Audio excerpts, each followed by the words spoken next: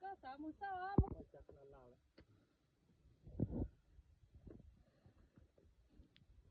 น่ะก็ทวีออก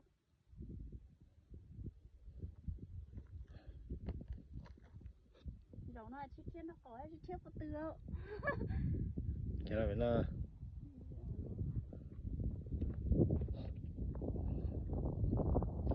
ก็เขาเสียเหนียวเทียดเอาบางทีปลาอย่าปลา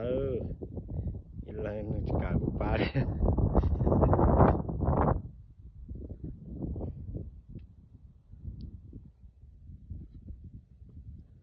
วก็เนี่ยnó thách ơi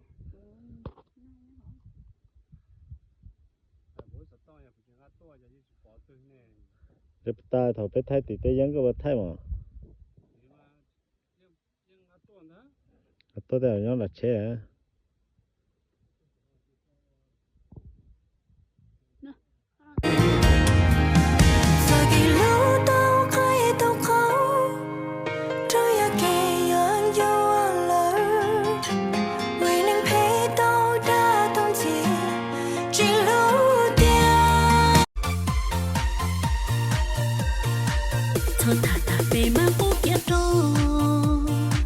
tiền nê trừ to lúc bấy xin đâu